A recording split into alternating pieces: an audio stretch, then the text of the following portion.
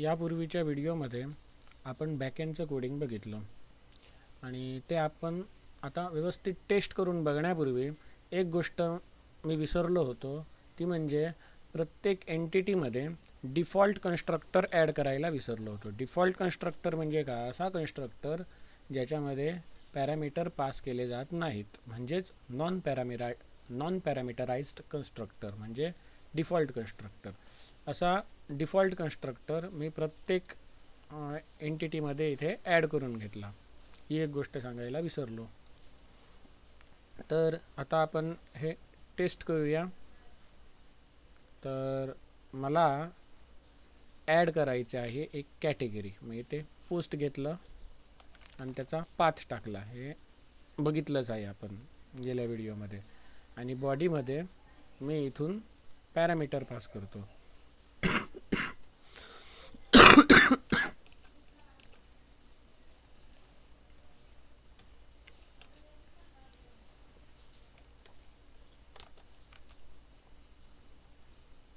Send करतो. इथे 1 आला म्हणजेच काय, डेटाबेसमध्ये सोप ही कॅटेगरी सेव्ह झाली. ओके, मग आता आपण दुसरी टाकूया.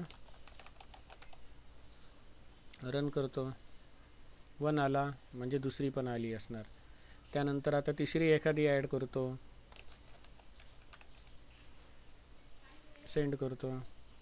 तर आता जर मी इकडे जाऊन बघितलं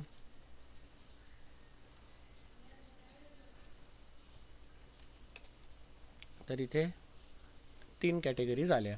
आता जर मला अपडेट करायचं असेल तर मी काय करणार? समजा इथे हँडवॉश आहे. हँडवॉशच्या ठिकाणी मला अपडेट करायचं आहे. इथे म्हणजे ज्याचा ID 3 आहे त्या ठिकाणी टायटल मला काहीतरी अपडेट करायचं आहे. हँडवॉश ही कॅटेगरी आहे, त्या ठिकाणी दुसरी कुठली तरी कॅटेगरी टाकायची आहे. फॉर एक्झाम्पल फेस वॉश हे टाकलं आणि तर तिथे मी ID काय देणार? अपडेट करायचं असेल तर हँडवॉशचा किती आहे? 3. हा जर दिला तर आता बघा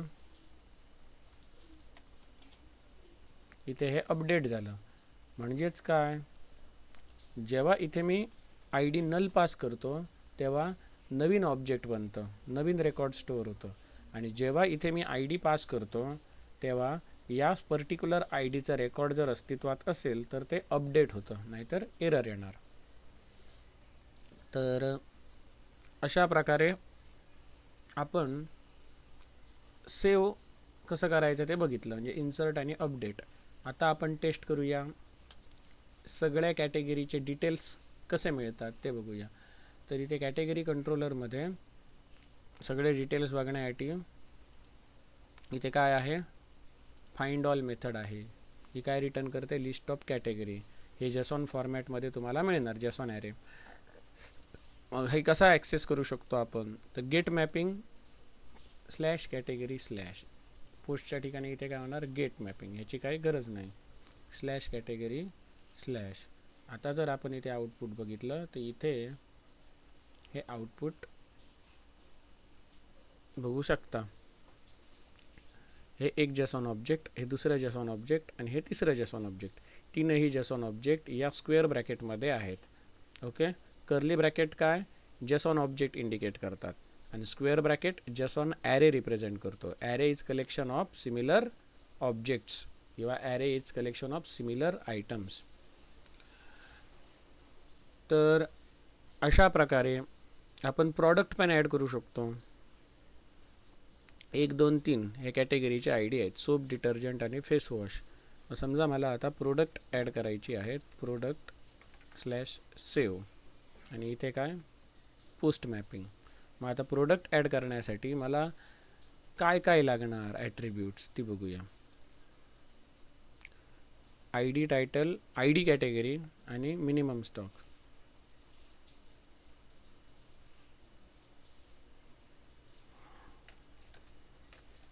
ID नवीनच ॲड करतोय म्हणून इथे नल देतो, म्हणजे ॲटोमॅटिक ID असाइन होणार.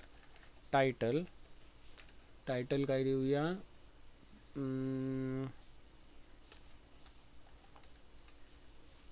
डेटॉल. त्याच्यानंतर आय डी कॅटेगरी काय आहे तर तो साबण आहे, म्हणजे साबण सोपची कॅटेगरी आय डी काय आहे तो 1 आहे, म्हणजे ते 1 देतो. आणि मिनिमम स्टॉक 5, म्हणजे जेव्हा विक्री होऊन याच्या 5 क्वांटिटी उरतील त्यावेळेला अलर्ट येईल, आपली स्मार्ट इन्व्हेंटरी मॅनेजमेंट सिस्टीम आपल्याला अलर्ट करेल. तर अशा प्रकारे मी आता सेंड बटनला क्लिक करतो. तर सेंड बटनला क्लिक केल्यानंतर हे प्रोडक्ट ॲड झालेलं असणार. ओके, इथे आय डी कॅटेगरीचा आय डी स्टोअर होतो आहे, पण आपल्याला युजरला दाखवताना तिथे कॅटेगरीचा टायटल दाखवायचा आहे, कॅटेगरीचं नाव दाखवायचं आहे.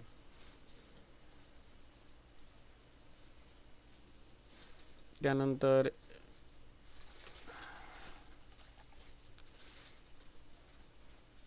दोन साबण ॲड केले. त्यानंतर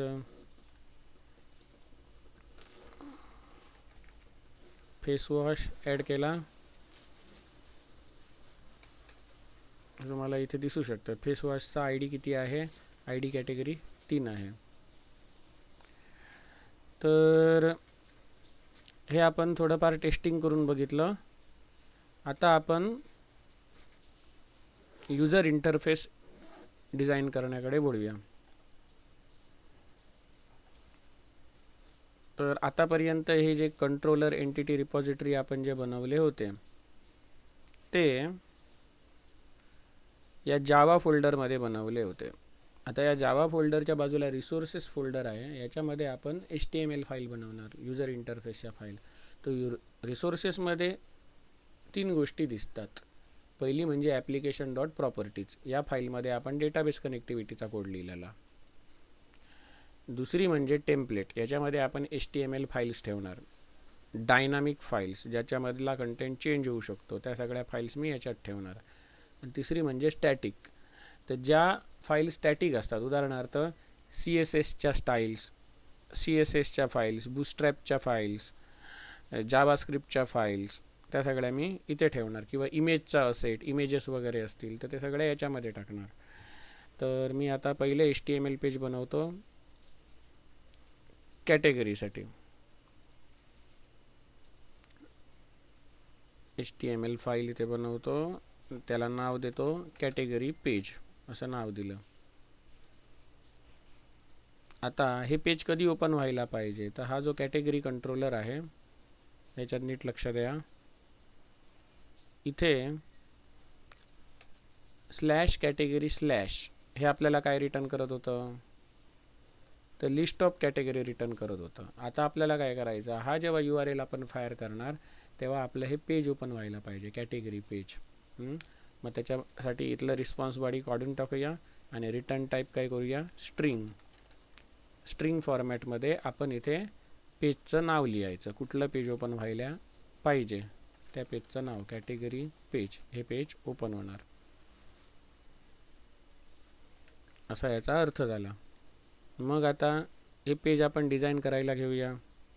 इथे नाव देऊया कॅटेगरी. कॅटेगरीमध्ये इथे H1 टॅगमध्ये लिहूया कॅटेगरी डिटेल्स. हेडिंग झालं हे, त्याला अलाइन सेंटर करायचं आहे तर ते करू शकता. तर मी इथे काय जास्त सजवत बसत नाही, मेन लॉजिक दाखवतो आहे. मग इथे आपण फॉर्म ॲड करूया. फॉर्म, या फॉर्मला आय डी देऊया, माय फॉर्म हा आय डी देऊ शकता. आता इथे मी काय करतो, एक आय डी आणि टायटल या 2 गोष्टींसाठी मी इनपुट फील्ड घेतो. Input type is equal to hidden. I D हा ऑटो जनरेट होणार म्हणून इथे हिडन टाईप घेतला. ओके, आणि त्याला आय डी काय देऊया, कॉलमचं नाव जे काय आपल्याकडे आहे आय डी. त्यानंतर दुसरा इनपुट टॅग घेतला ज्याचा टाईप आहे टेक्स्ट, म्हणजे टेक्स्ट बॉक्स बनणार. त्याला आय डी आपण देऊया टायटल. प्लेस होल्डर लिहूया एंटर टायटल. हा रिक्वायर्ड कंपल्सरी या टेक्स्ट बॉक्समध्ये व्हॅल्यू ॲड केलीच पाहिजे सबमिट करताना. आणि त्यानंतर input type is equal to submit हे बटन. म्हणजे ज्या गोष्टी आपण इथून पास करत होतो कॅटेगरीसाठी आपण काय करत होतो, असं करत होतो ना. इथे काय होतं, कॅटेगरी होतं, आय डी आणि टायटल या दोन गोष्टी पास करत होतो. त्याच गोष्टी आता आपण युजर इंटरफेसमधून पास करणार. Okay. Input type is equal to submit. आता या सबमिट बटनला वरती लेबल काय दिसली पाहिजे, तर सेव्ह. असंच आपण रिसेटचं बटन बनवू शकतो, ज्याच्यावरती व्हॅल्यू काय दिसली पाहिजे, तर क्लिअर. तर अशा प्रकारे आपण हा फॉर्म बनवला.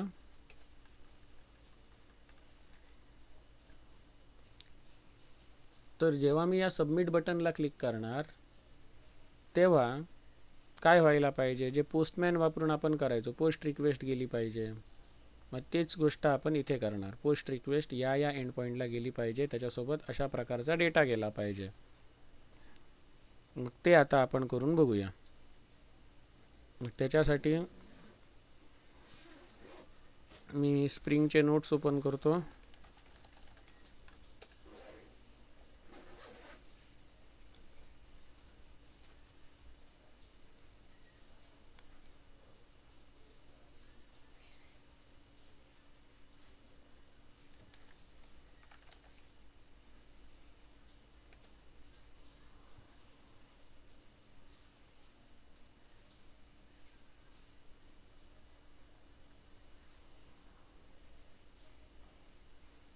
पहिली गोष्ट म्हणजे आपण ही CDN ॲड करूया हेड टॅगमध्ये.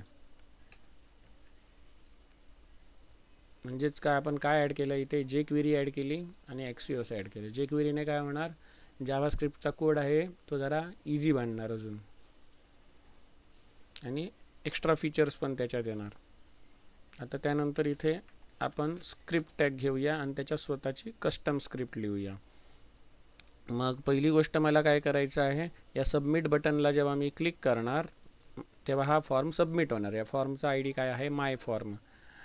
मग आपल्याला हा जो काही सगळा कोड लिहायचा आहे इव्हेंट हँडलिंगचा, तो याच्यामध्ये लिहायचा आहे. डॉलर गोल ब्रॅकेट सेमिकोलन आणि याच्यामध्ये फंक्शन गोल ब्रॅकेट मग कर्ली ब्रॅकेट, हे ॲनोनमस फंक्शन बनवलं आणि इथे एंटर मारतो. आणि या दोन कर्ली ब्रॅकेटच्या मध्ये मी आता कोड लिहिणार.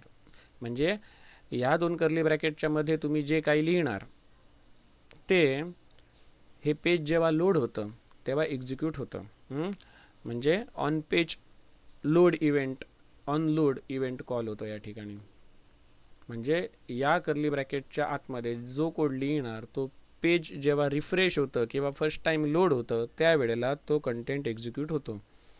मग मला काय करायचं आहे, माय फॉर्मचा सबमिट इव्हेंट हँडल करायचा आहे. मग मी जे क्वेरी वापरून जे क्वेरीच्या नियमांनुसार मी तो ॲक्सेस करतो. हे जे क्वेरी वगैरे शिकायचं असेल तर माझ्या यूट्यूब चॅनलवरती ऑलरेडी आहे, व्हिडिओ आहेत, वेब डिझायनिंगमध्ये मिळणार, ते बघा. माय फॉर्म डॉट कुठला लिस्नर, सबमिट लिस्नर किंवा सबमिट इव्हेंट. मग हा जेव्हा सबमिट इव्हेंट कॉल होणार, जेव्हा हा फॉर्म सबमिट होणार तेव्हा काय व्हायला पाहिजे ते आपण इथे हँडल करणार. तर तेव्हा काय व्हायला पाहिजे, तर इथे एक ॲनोनमस फंक्शन बनवतो. आता या कर्ली ब्रॅकेटमध्ये लिहिलेला कोड एक्झिक्यूट होणार. मग एक इव्हेंटसाठी एक ऑब्जेक्ट बनवला ई आणि आता या कर्ली ब्रॅकेटच्या आतमध्ये जातो. ओके. पहिली गोष्ट काय व्हायला पाहिजे, तर ई डॉट प्रिव्हेंट डिफॉल्ट नावाचं फंक्शन आहे. हे काय करतं, तर माय फॉर्मची सबमिट केल्याची जी डिफॉल्ट बिहेवियर आहे ती प्रिव्हेंट करतो. म्हणजे काय, तर सबमिट केल्यानंतर त्याला एक सवय आहे काय, तर मेथड इज इक्वल टू जे काही लिहिलं असेल किंवा ॲक्शन इज इक्वल टू जे काही लिहिलं असेल तिकडे जाणे. आणि जर काही लिहिलं नसेल तर बाय डिफॉल्ट व्हॅल्यू हॅश असते आणि मेथडची बाय डिफॉल्ट व्हॅल्यू गेट असते. मग ही त्याची डिफॉल्ट बिहेवियर आहे, ही ओव्हरराईड करायची आहे आपल्याला, ही नको आहे. मग ही प्रिव्हेंट केली. आणि त्याच्या ऐवजी काय व्हायला पाहिजे तो कोड आपण इथे खाली लिहूया. मग आता मी इथे माझा कोड लिहितो. तर मला काय करायचं आहे, पोस्टमॅन जी गोष्ट करत होतं ती करायची आहे. पोस्ट रिक्वेस्ट मारायची आहे कशावरती, तर या एंड पॉईंटवरती कॅटेगरी स्लॅश सेव्ह.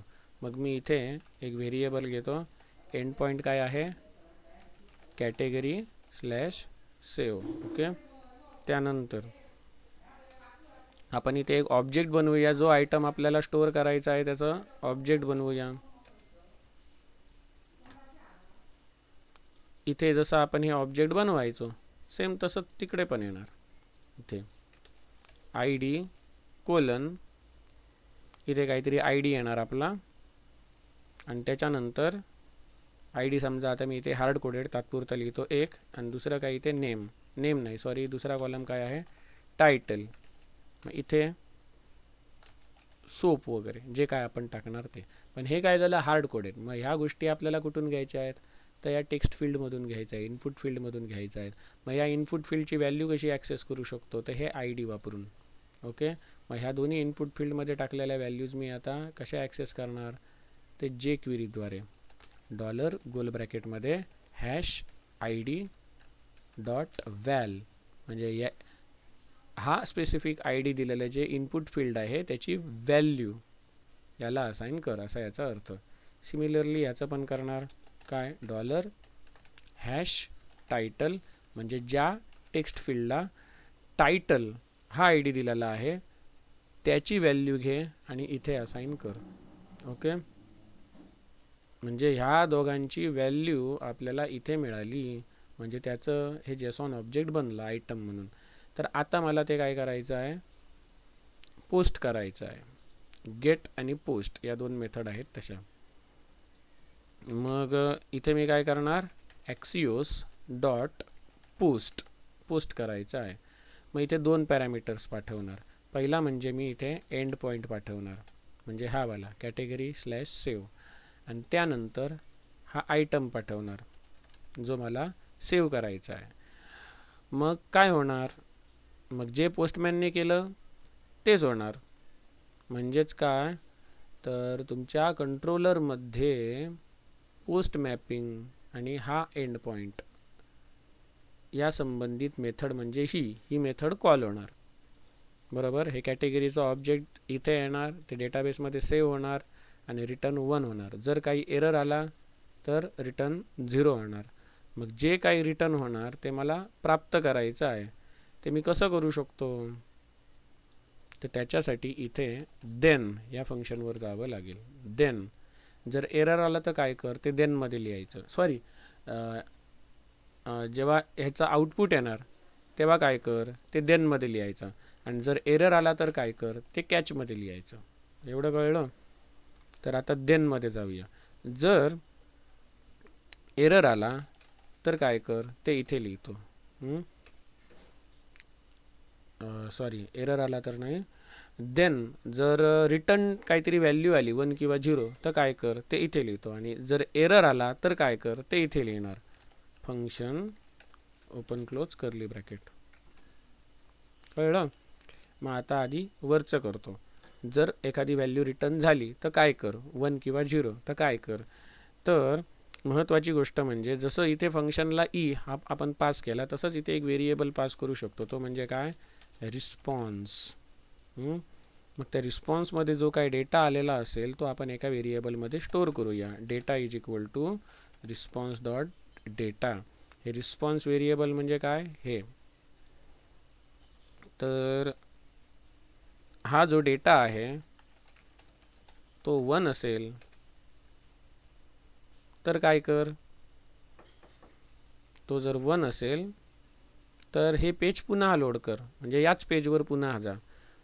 म्हणजेच काय, हे पेज कधी ओपन होणार, तर इकडे आपण डिफाईन करून ठेवलेलं आहे get mapping slash category slash. हे जेव्हा फायर करणार तेव्हा ते ओपन होणार. मग हे आपण कसं करू शकतो, तर दोन मार्ग आहेत. एक म्हणजे लोकेशन डॉट रिलोड नावाची मेथड सेम पेज रिफ्रेश करणार, आणि ही जर चालत नसेल तर दुसरी एक मेथड आहे window dot location dot href is equal to, इथे पाथ लिहायचा, त्या पाथला जाणार. त्या ह्याच्यातली कुठली पण मेथड तुम्ही वापरू शकता. सध्या आपण काय करूया, लोकेशन डॉट रिलोड ही वापरूया. याने काम नाही बनलं, मध्येच कुठे जरा प्रॉब्लेम आला तर ती वापरूया. तर डेटा जर 1 आला तर हा कोड एक्झिक्यूट व्हायला पाहिजे, म्हणजे पेज रिफ्रेश व्हायला पाहिजे. रिफ्रेश पेज होणार म्हणजेच काय होणार, तुम्हाला अपडेटेड व्हॅल्यू दिसणार. आणि जर तुम्हाला एखादा मेसेज दाखवायचा असेल तर तुम्ही काय करू शकता, अलर्ट टाकू शकता. इथे अलर्टमध्ये मेसेज काय टाकूया, डेटा सेव्ड सक्सेसफुली. आणि जर 0 रिटर्न झाला तर अलर्ट समथिंग वेंट रॉंग, म्हणजे एरर आला. म्हणजे तिकडे बॅकएंडला जर एरर आला तर 0 रिटर्न करतोय ना, असा आपण कोड लिहिला आहे म्हणून. आणि इकडे फ्रंट एंडलाच जर काहीतरी एरर आला, सर्व्हर अनरिचेबल असेल किंवा काय, तर इथे समथिंग वेंट रॉंग एरर दाखवूया आपण. अशा प्रकारे आपला हा पोस्टचा कोड झाला आहे. तर हा कोड आपण रन करून बघूया, टेस्ट करून बघूया.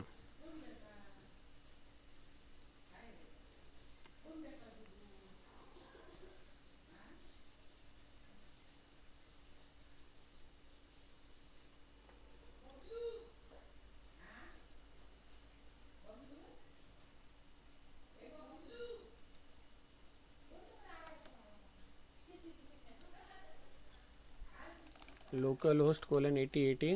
इथे आता मी काय टाकणार, स्लॅश कॅटेगरी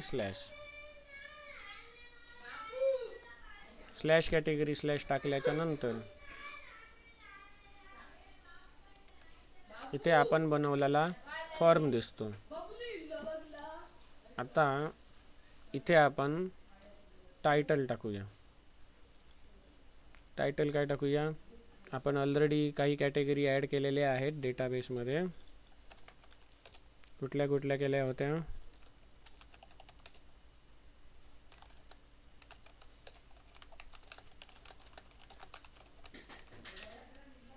सोप, डिटर्जंट आणि फेस वॉश. मग आता आपण ॲड करूया हँड वॉश. आणि इथे सेव्ह बटनला क्लिक करतो, तर इथे आलं डेटा सेव्ड सक्सेसफुली. ओके, तर इकडे जाऊन बघूया, select star from category. Okay, आला आहे. इथे जो 52 आला आहे, 1 2 3 नंतर 52, तर हा काय आहे, कुठलाही रँडम नंबर देतो. कारण आपला जो सर्व्हर असणार, वेब सर्व्हर असणार, तो ॲट अ टाईम लाखो रिक्वेस्ट प्रोसेस करत असणार. मग जर सिक्वेन्शियली देत गेला तर एकाच वेळेला दोघांनी ॲक्सेस केलं किंवा एकाच वेळेला दोघांनी पोस्ट रिक्वेस्ट मारली तर दोघांना सेम आय डी राहू नये, त्याच्यामुळे तो रँडम नंबर असे देतो कधी कधी. पण ते डुप्लिकेट होणार नाही याची तो काळजी घेतो, असं आहे. आता क्रूड ऑपरेशनपैकी क्रिएट म्हणजे रेकॉर्ड इन्सर्ट करणं हे ऑपरेशन झालेलं आहे. आता आपण रीड हे ऑपरेशन बघूया. म्हणजे ज्या ज्या काही कॅटेगरीज आहेत ते इथे टेबलच्या स्वरूपात आपल्याला दिसल्या पाहिजेत. मग ते करूया, ठीक आहे. मग त्याच्यासाठी आपल्याला काय करावं लागेल, ते हे पेज जेव्हा लोड होतं तेव्हा त्या ठिकाणी आपल्याला कॅटेगरीची लिस्ट पाठवावी लागेल. मग त्यासाठी आपण इथे वापरणार मॉडेल हा क्लास. इथे 2 मॉडेल हे क्लास आहेत. तो कशामधला घ्यायचा, स्प्रिंग फ्रेमवर्कमधला घ्यायचा. हे त्याचं ऑब्जेक्ट बनवलं आणि इथे काय करतो, मॉडेल डॉट ॲड ॲट्रिब्यूट, इथे लिस्ट ऑफ आयटम्स पास करतो, ठीक आहे. लिस्ट आयटम लिहू शकता किंवा आयटम्स लिहू शकता, हे तुमच्यावरती आहे काय नाव देणार इथे ते. तर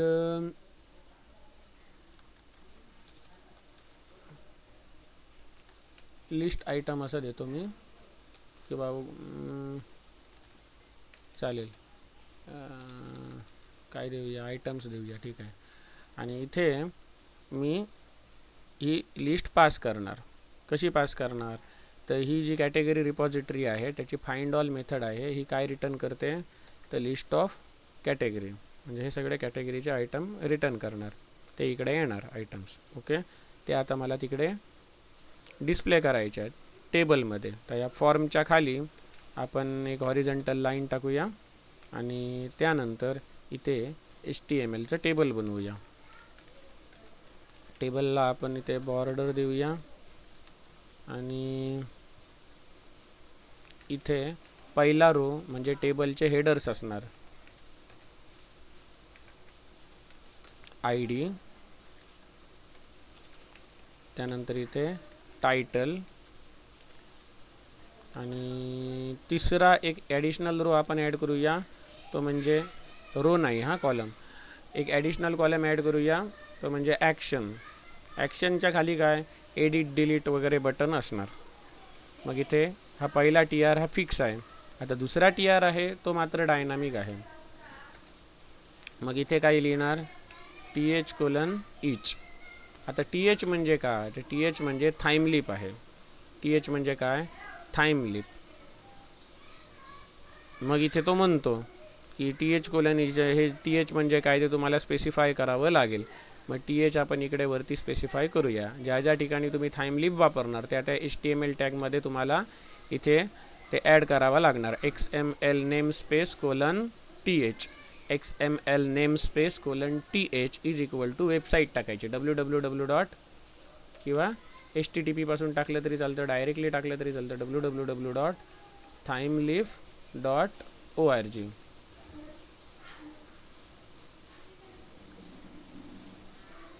तर TH:each हे ॲट्रिब्यूट, ह्याला व्हॅल्यू काय द्यायची, तर जसा पायथॉनमध्ये आपण फॉर लूप वापरतो त्या टाईपचं. तर इथे आता आपण जावाचा ऑब्जेक्ट ॲक्सेस करणार. हे काय आहे HTMLचा कोड आहे बरोबर ना, HTML जावास्क्रिप्ट इत्यादी कोड. मग याच्यामध्ये आपल्याला हे स्प्रिंग बूटमधून पाठवलेलं म्हणजे जावाचं ऑब्जेक्ट आपल्याला ॲक्सेस करायचं आहे, या आयटम्स ॲक्सेस करायचे आहे. जेव्हा जेव्हा जावाचं ऑब्जेक्ट ॲक्सेस करायचं असतं तेव्हा $कर्ली ब्रॅकेट वापरायचं, आयटम्स. ओके, मग या आयटममधला मी एक एक आयटम काढून घेणार. पहिला आयटम, दुसरा आयटम, तिसरा आयटम आणि प्रत्येक आयटमसाठी एक एक रो ॲटोमॅटिक जनरेट होणार. मग कसा तो दाखवतो. तर याच्यामध्ये जो पहिला कॉलम असणार, दुसरा कॉलम असणार, तिसरा कॉलम असणार.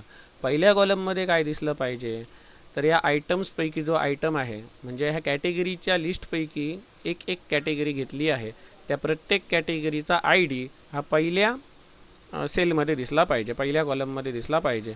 मग TH:text is equal to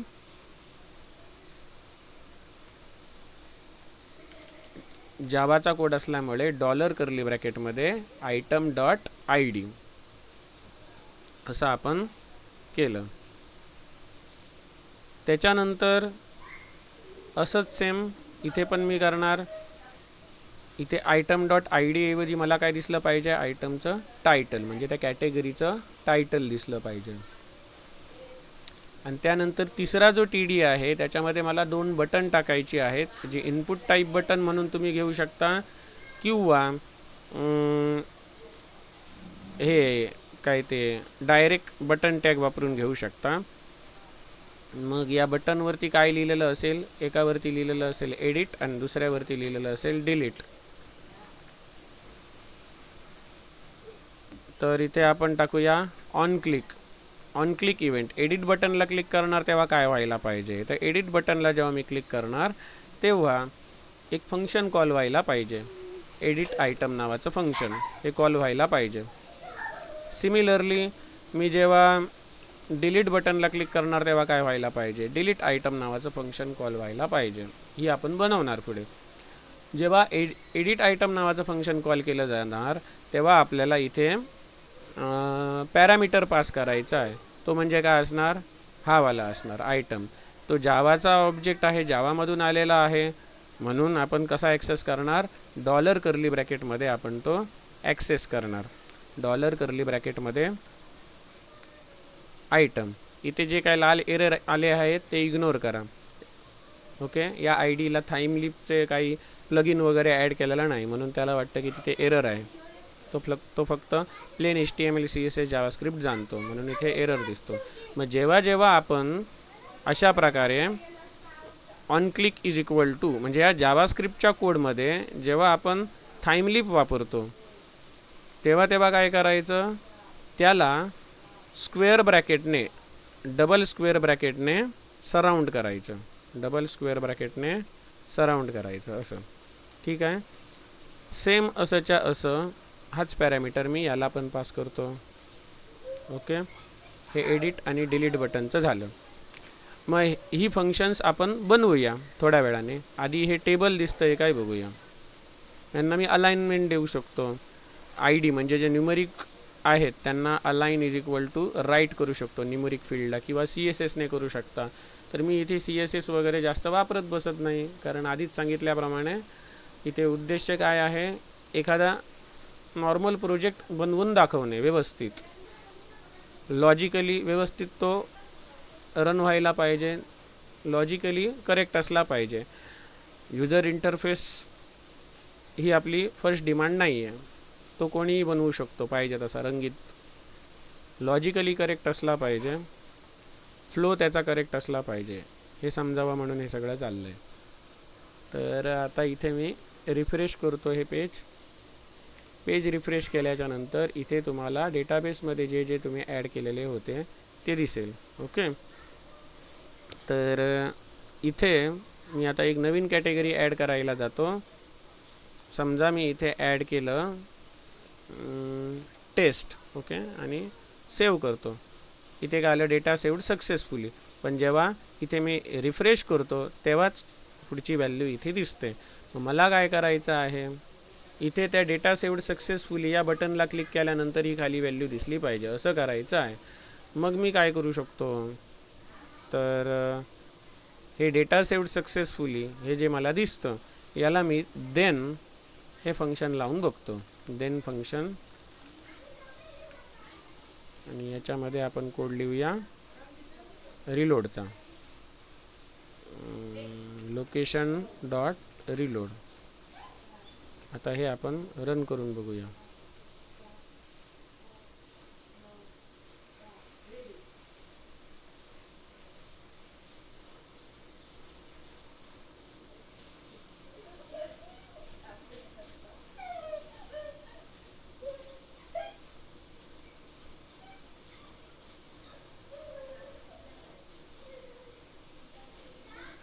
page हे रिफ्रेश करतो.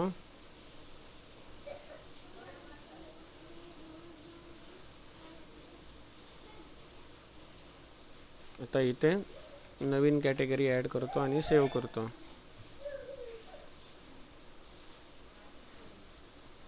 नाही येत आहे, रिफ्रेशच करावं लागतं. मग आपण काय करूया, डायरेक्टच हा कोड टाकूया. हे सगळं काढून इथे अलर्टच ठेवूया, नको अलर्ट, फक्त एररला ठेवूया.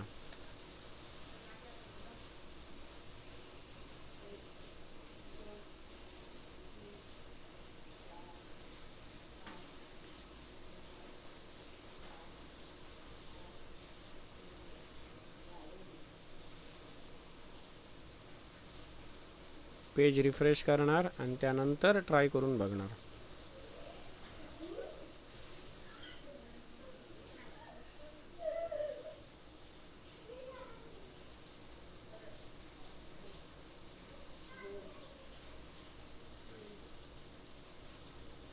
टेस्ट 3 ओके होतं आहे.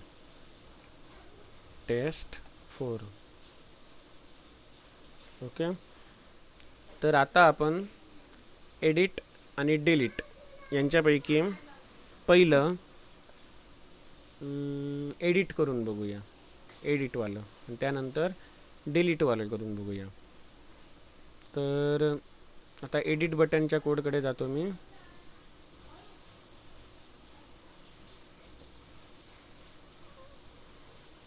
तर हे काय म्हणतं की एडिट आयटम नावाचं एक फंक्शन बनवावं लागेल ऑन क्लिक. ते कॉल होणार जेव्हा या बटनला क्लिक करणार तेव्हा. मग ते फंक्शन आपण बनवूया. कुठे बनवणार, तर हे जे आहे हे कुठे संपतं ते बघायचं. हे कर्ली ब्रॅकेट याचं इथे संपलं सगळं. मग इथे आपण बनवूया फंक्शन एडिट आयटम, आणि याच्यामध्ये तो आयटम येणार ॲज अ पॅरामीटर म्हणून. आणि आपल्याला काय करायचं आहे की जेव्हा एडिट बटनला क्लिक करणार तेव्हा हा जो आपला टेक्स्ट बॉक्स असणार, ज्याला ID आपण टायटल दिला आहे, कुठे गेला तो, हा वाला, त्याला ती व्हॅल्यू सेट व्हायला पाहिजे टायटलची, आणि हा जो हिडनवाला इनपुट फील्ड आहे त्याला आय डीची व्हॅल्यू सेट व्हायला पाहिजे. मग ती कशी करणार तर बघा, डॉलर गोल ब्रॅकेटमध्ये हॅश आय डी म्हणजे हिडन फील्ड, त्याला कोणती व्हॅल्यू सेट व्हायला पाहिजे, आयटम डॉट आय डी म्हणजे कॅटेगरी डॉट आय डी. आणि असंच सेम मी काय करणार, ज्या इनपुट फील्डचा आय डी टायटल आहे त्याला कॅटेगरीचं टायटल सेट व्हायला पाहिजे. ओके, हे झालं एडिट आयटमचं काम. मग आता आपण हे रन करून बघूया, टेस्ट करून बघूया एडिट होतोय का.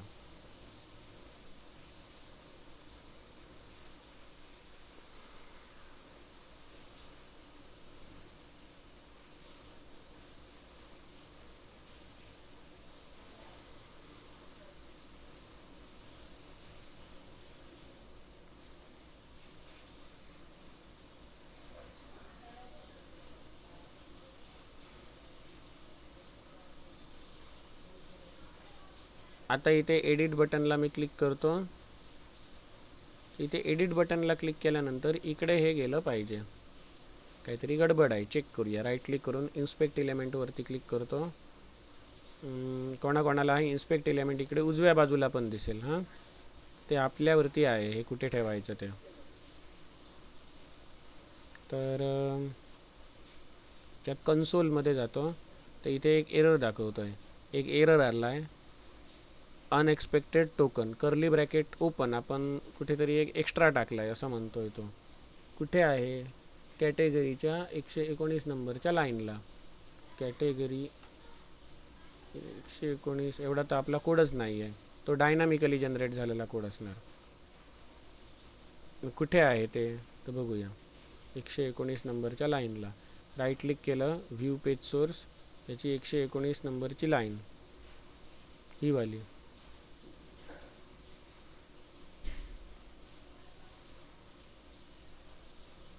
ओके, काय चूक झाली ती लक्षात आली.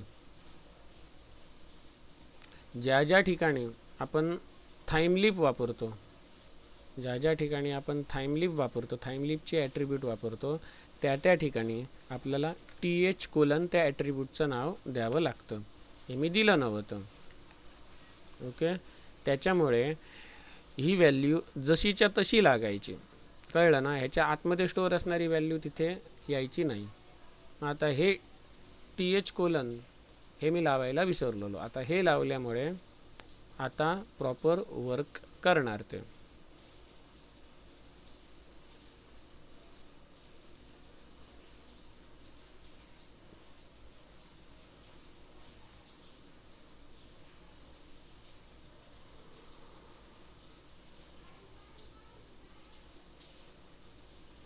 आता मी इथे टेस्ट 4ला क्लिक केलं, तर इथे वरती टेस्ट 4 आलं बघा, टेस्ट 3 आलं एडिट करायला जाताना.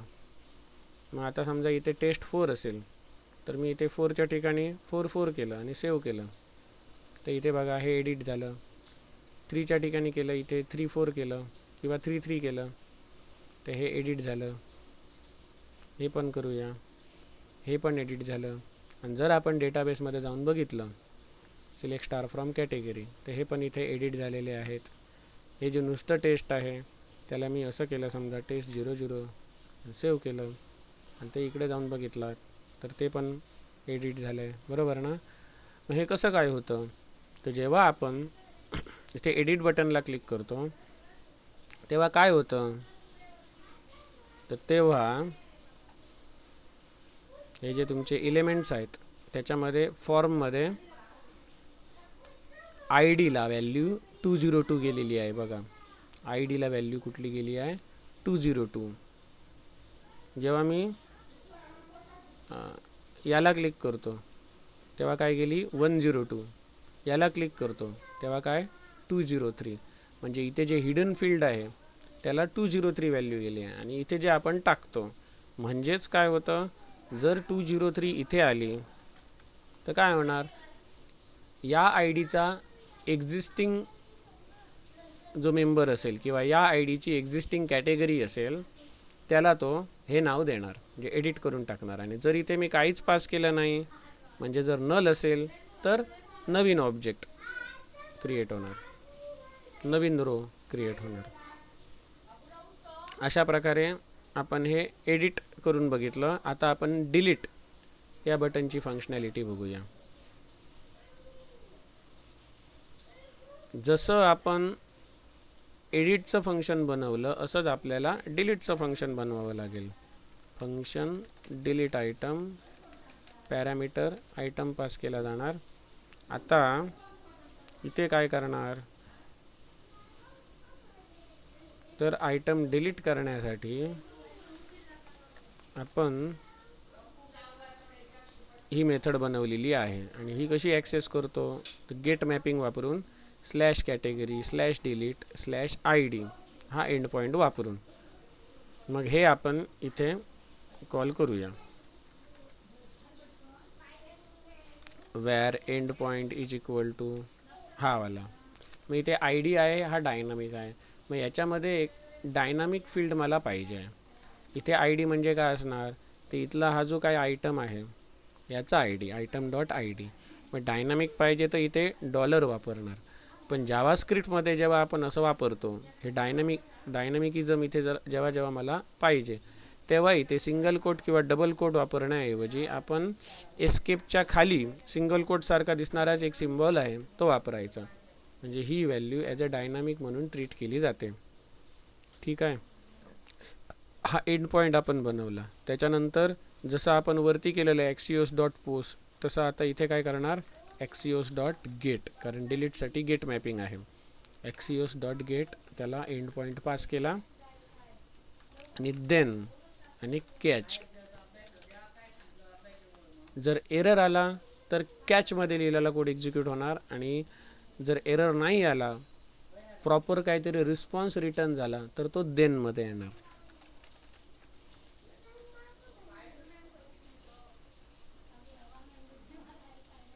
जो काही रिस्पॉन्स येणार तो या रिस्पॉन्स नावाच्या ऑब्जेक्टमध्ये येणार.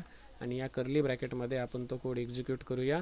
आणि जो काही एररचा कोड असणार तो इकडे येणार. ओके. जर एरर आला तर माहिती आहे, इथे काय लिहूया, समथिंग वेंट रॉंग. आणि जर एरर नाही आला, काहीतरी आपल्याला रिस्पॉन्स मिळाला, तर इथे आपण रिस्पॉन्सचा डेटा रिट्राईव्ह करूया. कसा, response dot data. If data double equal to 1, तर काय, पेज रिफ्रेश कर, location dot reload, otherwise error दाखव, समथिंग वेंट रॉंग.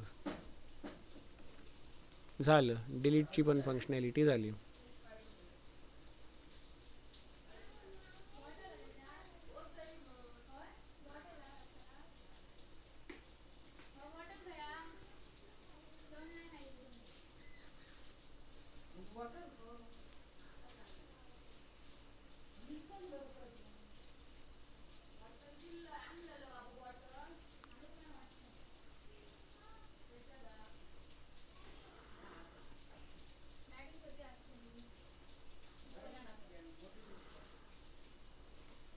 तर आता मी इथे रिफ्रेश करतो आणि आता डिलीटची फंक्शनॅलिटी आपण टेस्ट करूया.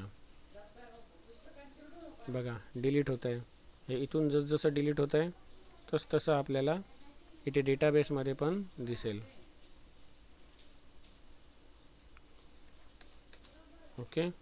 अशा प्रकारे आपण हे कॅटेगरीचं कंप्लीट केलं आहे. मग समजा अशा लाखो कॅटेगरी असतील तर लाखो इथे एका पेजवर दाखवणार का, नाही. तर ॲट अ टाईम 20-20, 50-50 किंवा 100-100 असे तुम्ही दाखवू शकता. मग त्याच्यासाठी पेजिनेशन हा कन्सेप्ट माझ्या यूट्यूब चॅनलवरती आहे, तो तुम्ही बघा. तर हे तुम्हाला बेसिक दाखवलं. याच्यातही पुढे जाऊन आपण काही गोष्टी खूप सुधार करणार आहोत. काही बग्स असतीलच, आहेतच, पण ते सॉल्व करणार आहोत. सध्या आपण काय करतो हे तुम्हाला बेसिक दाखवतो आहे. पुढे आपण UI मध्ये जाऊन आपण इथे काय करू शकतो, प्लस बटन असणार UI इम्प्रूव्हमेंट करून. ते प्लस बटनला क्लिक केल्यानंतर हा फॉर्म पॉपअप करून ओपन होणार, त्याच्यामध्ये डिटेल टाकणार, सेव्ह करणार, तेव्हा हे इथे दिसणार. असं पण करू शकतो. हे सध्या तसलं काय ॲनिमेशन म्हणा किंवा पॉपअप वगैरे असलं यू आय इन्हान्समेंट मी करत बसत नाही. बेसिक लॉजिक काय पाहिजे ते दाखवतो. कारण यू आय इन्हान्समेंट करत बसलो तर इथे हा कोड हा कोड तुम्हाला सुटसुटीत दिसणार नाही, वाढत जाणार कलर बिलर आणि काय. ठीक आहे, मग हे लॉजिक लक्षात यावं, सुटसुटीत कोड दिसून लॉजिक लक्षात यावं म्हणून मी सध्या युजर इंटरफेस भारी बनवत नाही, साधा बनवतो एकदम.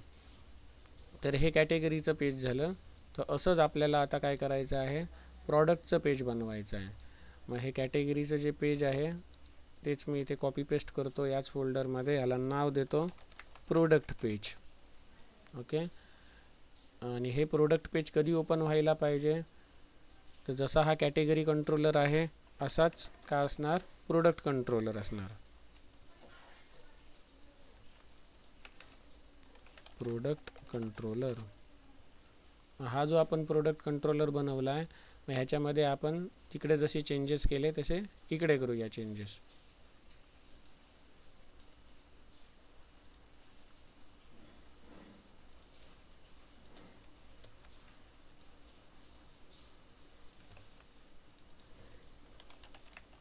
प्रोडक्ट कॅटेगरी रिपॉझिटरी ऐवजी प्रोडक्ट रिपॉझिटरी. कॅटेगरी पेज ऐवजी काय ओपन होणार, प्रोडक्ट पेज. म्हणजे काय, ब्राउझरवरती प्रोडक्ट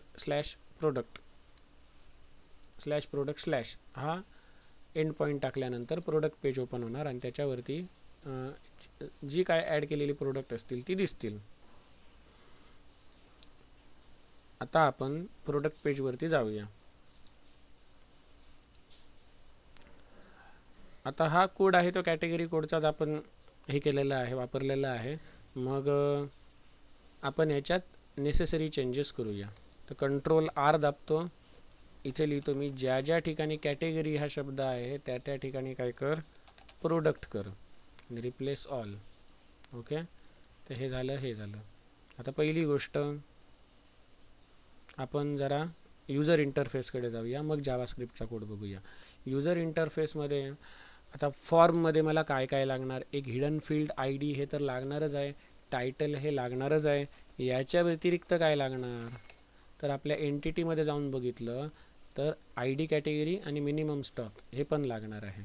मग ID कॅटेगरी म्हणजे काय, कॅटेगरीची ID आपण डेटाबेसमध्ये स्टोअर करणार, पण तो सिलेक्ट कसा करणार, तर सिलेक्टला आपल्याला ड्रॉपडाऊन दिसणार कॅटेगरीचा, त्याच्यातून सिलेक्ट करणार. मग त्या ड्रॉपडाऊनमध्ये आपल्याला टायटल दिसणार. मग ते इथे कसे दाखवायचे, तर त्यासाठी आपल्याला लागणार इथे सिलेक्ट हा एलिमेंट किंवा टॅग. मग याला आपण ID देऊया, ID कॅटेगरी, आणि याच्यामध्ये ऑप्शन टॅग हा पॉप्युलेट होणार. मग इथे आपल्याला थाईमलिप वापरावं लागेल, th:each, आणि इथे आपल्याला लिस्ट ऑफ कॅटेगरी आयटम्स हे पाहिजेत. मग हे मला कुठून मिळणार, तर ह्या प्रोडक्ट पेजला आपल्याला इथून पास करावे लागतील. जसे आता आपण इथे product repository dot find all केलेलं आहे, तसंच इथे मला आता कॅटेगरी रिपॉझिटरी पण लागेल. मग मी इथे तिला पण घेतो कॅटेगरी रिपॉझिटरी, आणि त्याला आपण नाव काय देऊया, आयटम्स कॅटेगरी असं नाव देऊया, items underscore category repository dot find all. ठीक आहे, आता ती आपल्याला तिकडे ॲक्सेस करायची आहे प्रोडक्ट पेजला. आयटम्स अंडरस्कोर कॅटेगरी, सगळे कॅटेगरीचे सगळे आयटम्स. ओके, हे जावाचा कोड असल्यामुळे मगाशी जसं आपण त्या टेबलमध्ये केलं तसंच इथे करणार. ह्याच्यातला एक आयटम आपण बाहेर काढणार आणि तो डिस्प्ले करणार. व्हॅल्यूमध्ये काय दिसलं पाहिजे, आयटम डॉट ID म्हणजे कॅटेगरीचा ID ॲज अ स्टोअर व्हायला पाहिजे व्हॅल्यू, आणि युजरला दाखवायचं काय आहे, टेक्स्ट. आयटमचं टायटल. आयटम म्हणजे काय, इथे कॅटेगरीची ID डेटाबेसला स्टोअर होणार, पण दाखवणार काय, टायटल. हे काय झालं ड्रॉपडाऊनच्या बाबतीत. आणि हा ड्रॉपडाऊन झाल्याच्या नंतर आणखी एक इनपुट फील्ड आपल्याला ॲड करावं लागेल, ते म्हणजे मिनिमम स्टॉकसाठी. मग तो न्यूमरिक व्हॅल्यू असणार म्हणून इनपुट टाईप नंबर घेतला. आय डी त्याला देऊया मिन स्टॉक. जशी आपण एंटिटीला ॲट्रिब्यूट दिलेली आहेत तीच जरी ती दिली तर बरं पडेल. आणि प्लेस होल्डर टाकूया enter minimum stock value. Okay, याला रिक्वायर्ड करूया, याला पण रिक्वायर्ड करूया. आणि याच्यामध्ये आपण मिनिमम व्हॅल्यू किती टाकू शकतो, 0 टाकू शकतो. ठीक आहे. मग इथे मिनिमम आणि मॅक्झिमम ही ॲट्रिब्यूट असतात, ती म्हणजे 0पेक्षा कमी कोणी व्हॅल्यू टाकू शकत नाही. जर टाकायला गेला तर फॉर्म सबमिट होणार नाही. तर अशा प्रकारे आपण हा फॉर्म डिझाईन केलेला आहे.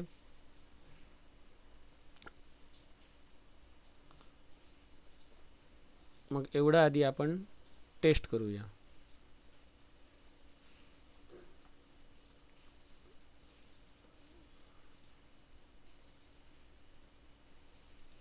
हे मला ॲक्सेस कसं होणार पेज, /product/ हा एंड पॉईंट टाकून.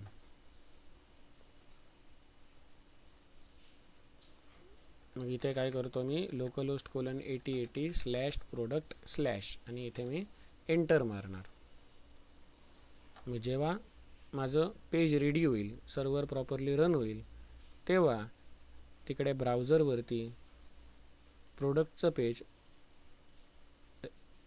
रेंडर होईल. इथे आता वरती कॅटेगरी डिटेल्स दिसत आहे ना, तिथे आपण काय करणार,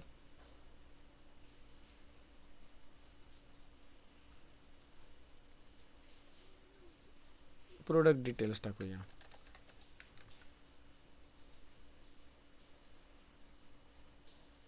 तर ते रिफ्रेश करणार तेव्हा आता दिसणार इथे प्रोडक्ट डिटेल्स. सांगायचं इथे चेक करायचा मुद्दा काय होता, तर हे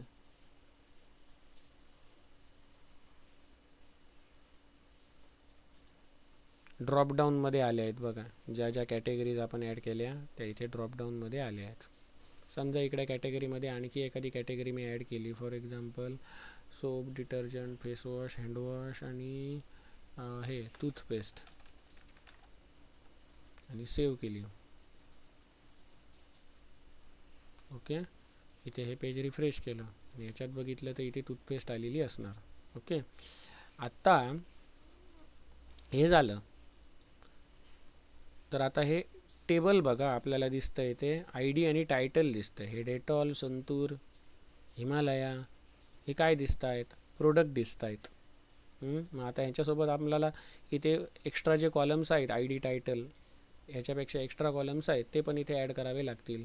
कुठले कुठले आहेत, कॅटेगरी आणि मिनिमम स्टॉक हे करावे लागतील. कसे करायचे, सिंपल आहे. काय, ही लाईन डुप्लिकेट केली, इथे पण ही लाईन डुप्लिकेट केली. इथे आपण लिहिणार कॅटेगरी, इथे आपण लिहिणार मिनिमम स्टॉक. मग या तिसऱ्यामध्ये कॅटेगरी आपण दाखवणार आय डी कॅटेगरी आणि इकडे मिन स्टॉक.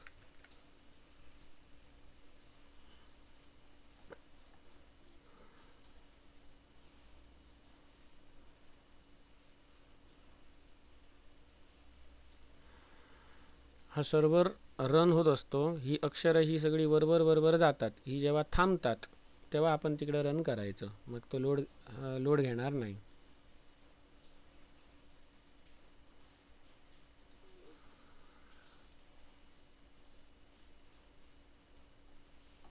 बघा इथे आय डी कॅटेगरी दिसतोय आणि मिनिमम स्टॉक पण दिसतोय. आता मिनिमम स्टॉकला आपण राईट अलाइनमेंट करूयाच, न्यूमरिक व्हॅल्यू आहे म्हणून. पण कॅटेगरीच्या ठिकाणी इथे जो आय डी दिसतोय त्या ठिकाणी आपल्याला नाव डिस्प्ले करायचं आहे. ही महत्त्वाची गोष्ट आहे, ती करूया. मग याला आपण अलाइन आधी राईट करूया, अलाइन राईट न्यूमरिक व्हॅल्यू आहे म्हणून. आणि आता आय डी कॅटेगरीच्या ठिकाणी तुम्हाला काय दाखवायचं आहे, कॅटेगरीचं टायटल. पण हा जो आयटम आहे, हा आयटम कुठला आहे बघा, आयटम्समध्ये काय येत आहे, product repository. Dot find all काय रिटर्न करते, list of products. List of प्रॉडक्टमध्ये तुम्हाला काय काय मिळतं, आय डी, प्रॉडक्टचं टायटल, कॅटेगरीचा आय डी आणि मिनिमम स्टॉक. कॅटेगरीचा आय डी मिळतो, कॅटेगरीचं टायटल मिळत नाही. मग ते कसं मिळवायचं, तर मग त्याच्यासाठी काय करावं लागेल, प्रोडक्ट कंट्रोलरमध्ये तुम्हाला कॅटेगरी रिपॉझिटरी पास करावी लागेल. Model dot add attribute category repository. तुम्हाला अशी करायची तर अशी करा किंवा अशी केली तरी चालतं, हे तुमच्यावरती आहे. कॅटेगरी रिपॉझिटरी आणि ते हे की आणि व्हॅल्यू पेअर मी पाठवली. ही की इकडची त्याची व्हॅल्यू, ही की इकडची त्याची व्हॅल्यू, ही की इकडची त्याची व्हॅल्यू. ओके, तर आता ती इकडे मला ॲक्सेस करायची आहे. इथे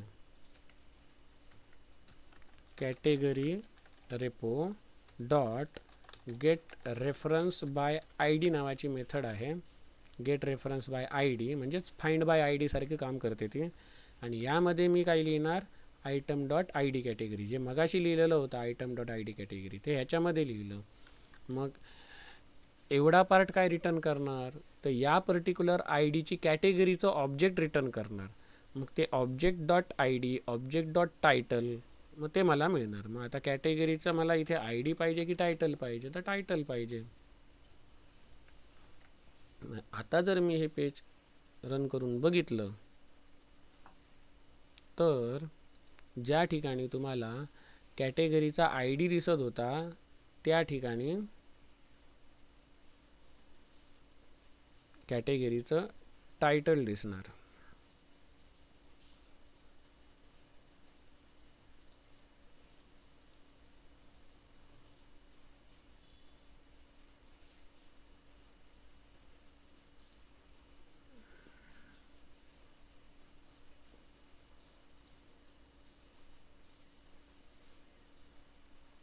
किती वेळ लावतो ह्या. हे बघा, हे आता इथे काय दिसतंय तुम्हाला, टायटल दिसतंय.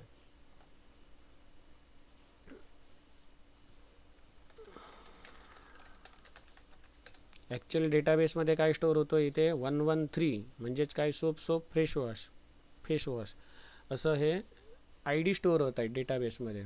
पण तुम्हाला दाखवताना काय दाखवलं जात आहे, त्या ठिकाणी कॅटेगरीचं टायटल दाखवलं जातं. ही कमाल कशाची आहे, थाईमलिपची कमाल आहे. या ठिकाणी डायरेक्ट आपण जावाची ऑब्जेक्ट ॲक्सेस करत आहोत. तर आता राहिलं काय, हे रीड ऑपरेशन झालं. आता राहिलं काय, क्रिएट म्हणजे इन्सर्ट ऑपरेशन, एडिट आणि डिलीट. हे झाल्यानंतर हा आजचा सेशन इथे थांबवूया. मग आता ह्याच्यावरती जाऊया. मग हे आता राहिलं सगळं 2 मिनटाचं काम. कसं तर ते सांगतो. तर इथे जशी आपण एक्स्ट्रा फील्ड ॲड केली, आय डी टायटल ऑलरेडी होतं, एक्स्ट्रा काय ॲड केलं, आय डी कॅटेगरी आणि मिनिमम स्टॉक. त्याच व्हॅल्यू आता सगळीकडे तुम्हाला ॲड कराव्या लागतील.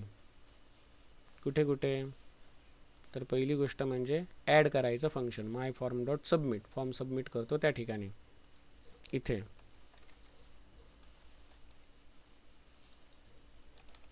आय डी कॅटेगरी येणार आणि मिनिमम स्टॉक हे येणार.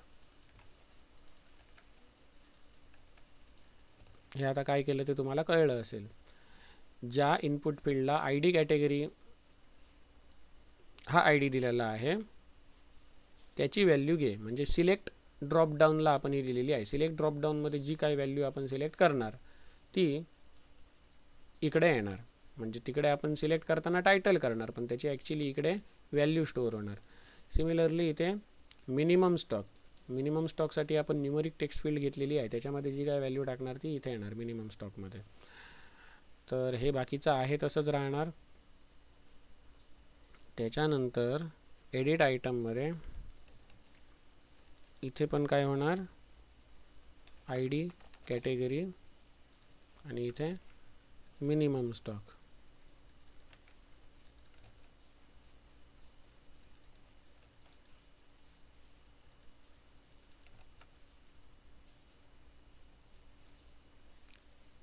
डिलीटमध्ये आहे तसंच राहणार, ह्याच्यात काही चेंज होणार नाही. फक्त इथे काय मगाशी कॅटेगरी होत्या त्या ठिकाणी प्रोडक्ट झालं आहे, संपलं. आता आपण हे टेस्ट करून बघूया. 2 मिनिटाच्या आतच झालं वाटतं.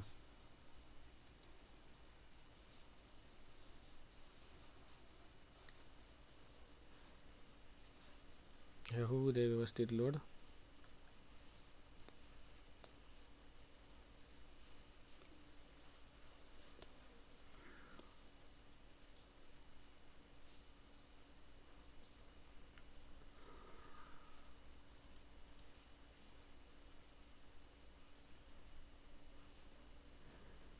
टायटल टाकूया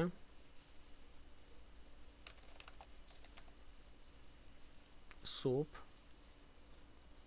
7 आणि सेव्ह करूया. बघा इथे ॲड झालेला आहे. त्याच्यानंतर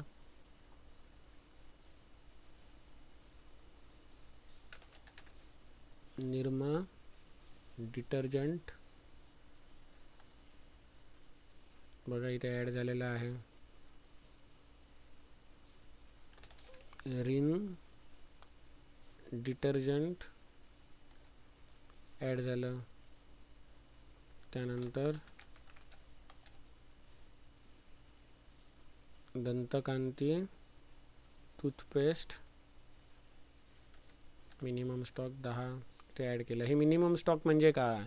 त्या मिनिमम स्टॉक एवढे जेव्हा तुमच्याकडे क्वांटिटी शिल्लक राहणार त्यावेळी त्याची एक सेपरेट लिस्ट बनणार की एवढा एवढा स्टॉक संपत आलेला आहे, जेणेकरून तो वेंडर आहे तो मागवू शकतो. मग ह्या ॲडव्हान्स गोष्टी आपण बघणार आहोत पुढे पुढे जाऊन, पण आधी हे बेसिक करूया.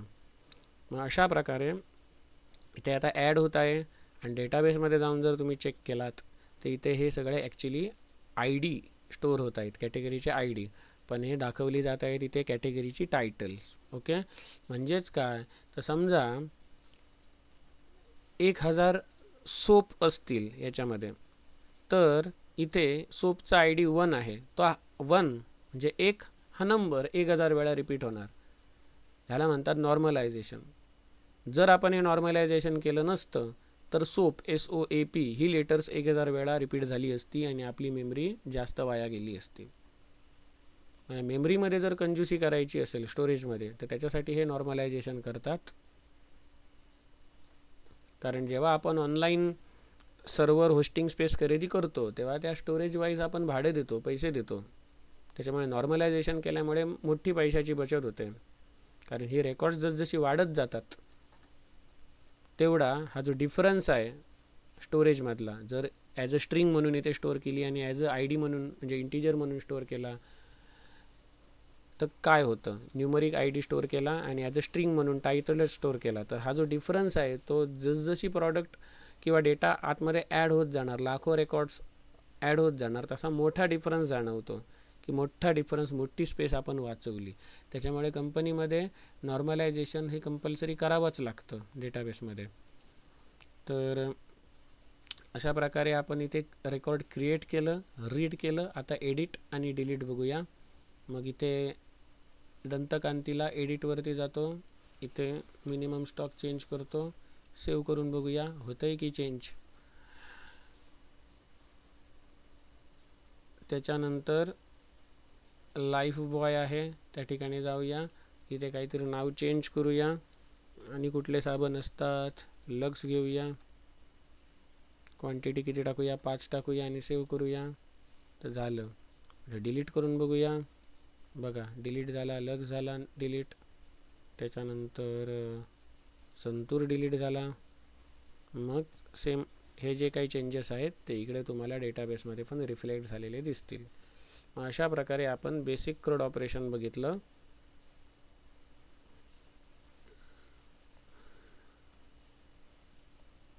धन्यवाद.